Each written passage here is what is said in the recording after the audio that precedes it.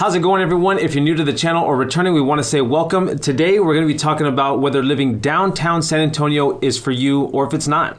Yeah, it's going to be a good one. Let's check it out.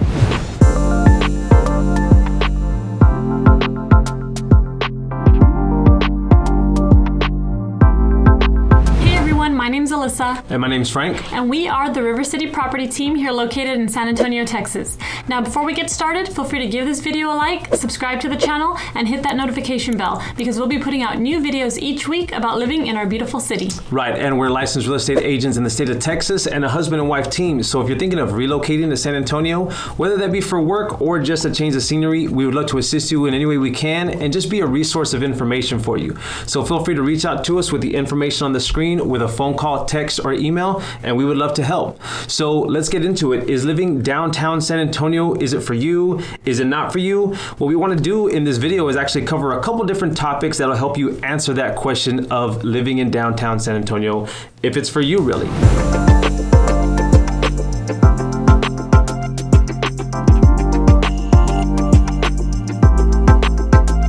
And first, we want to start it off by talking about what is downtown San Antonio, or rather, where is it at? If you're looking at a map and you quickly zoom in, you can see that some people refer to the downtown San Antonio area as really the commerce and more the tourist attraction area, Commerce Street, Market Street. Yeah, really that Alamo Plaza area where you're gonna find the Alamo, of course, River Center shopping mall, and a whole bunch of like boutiques and shops that tourists mainly go to. Yeah, more the tourist attraction, if you will, right? So for us, if you're looking at a map again, you can see that San Antonio is really more of like an oblong shape. Downtown, that is. Yeah, downtown. Now, if you look on the boundaries on that, it's going to be on the west portion of downtown. You're going to have Highway 35 into the north portion of the boundary, and on the east portion of the boundary is going to be Highway 37. Followed by the south portion of the boundary, which is going to be Highway 90. So if you cut the downtown San Antonio area in half, you can see that the upper third portion is actually going to be where the tourist attraction portions is that we just spoke about, your Alamo Plaza and stuff like that. And in the lower half of the downtown San Antonio area, you're going to have more of a pocket neighborhoods like the King William area, La Vaca, maybe south of 90, you're going to have Southtown. So those are other neighborhoods, more historical neighborhoods that we'll actually go over in a later video. In a different video, yeah. So keep an eye out for that, where I'm actually going to be highlighting each one of those pocket neighborhoods and just providing a little more in-depth about each of those neighborhoods. So now that you guys have a little understanding of what downtown San Antonio is, or what people consider downtown San Antonio, let's talk about those topics that'll help you decide whether living downtown is for you. So let's kick it off by talking about entertainment. Yeah, and there's just so much to do downtown. Like we mentioned earlier, you have the Alamo, the River Center Mall that has Legoland, a nice aquarium there. I think it's called Sea Life, I believe. Yeah, I think it's Sea Life actually, where they actually have a live mermaid like swimming through one of the aquariums, which is actually really cool. Yeah, so really cool to take the kids or yourself. It's a really fun experience. They, of course, are going to have a ton of shops and restaurants. And then when you leave the mall, you can head down the stairs to the Riverwalk and go on a boat tour. We actually just recently went for, I don't know how many times we've gone already. Yeah, we just recently went and took our daughter for the first time. Yeah, and we've actually had a really good experience there too. I mean, even the times that we've been, it's we're locals here, right? So just going down there, we take it for granted of how cool and how nice it really is.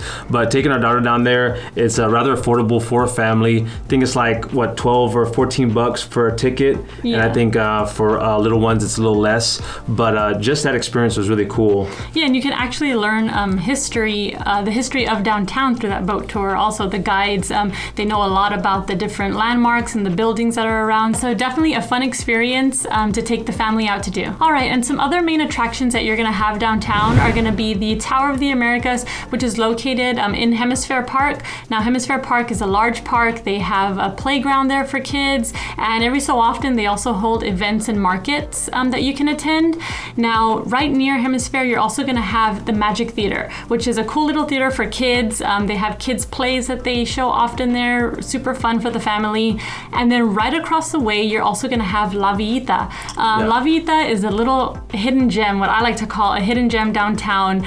They have a ton of little unique boutiques and shops there. They have a cafe, a ton of shaded trees, so you can just kind of go and hang out, do some shopping, eat at the cafe, and even relax around there. Yeah, and even with the tall buildings or some of the tall buildings that we have, it provides like a little bit more coverage too. So access to the Riverwalk is just right down the steps, and so it's really cool just to hang out, and you get that cool breeze, right? With as hot as San Antonio really is. It's a nice little area. Yeah, and then just another little note on La Villita is that it's actually, you can reach the Arneson River Theater from there, right. Which is a really cool area. And then La Villita also holds several free events for the public. So like just this past week, I attended a free painting class, an art class there. So super fun events for the family that you can always go to the City of San Antonio's website, and then they'll have those events posted. And right across Highway 37, you're going to have the Alamo Dome. Now, this is just down the street across the highway from the Tower of Americas. Now, at the Alamo Dome, you're going to have things like the Valero Alamo Bowl. You're going to have UTSA college football games, along with even concerts. I know the Red Hot Chili Peppers just recently played, and that was actually a pretty cool concert to attend. Yeah, and you're also going to have those special events too, like Disney on Ice. And the Alamo Dome is where the Spurs used to play many years ago. They now play at their home games at the AT&T Center, which is not quite downtown. It's more on the east side of downtown, but it's just about 12 minutes away from downtown, so you're not super far. So if you're a big sports fan, then downtown is where you want to be. Now, when it comes to downtown living, like the heart of downtown, I feel like you're going to find the luxury apartments there. Like you have Encore, SoFlo, Inspire. Those are just two of many that you have downtown. Now, once you start spreading out and going past those little downtown boundaries, the heart of downtown, if you will, that's when you're going to start getting into those little pocket neighborhoods like Frank was mentioning earlier in the video.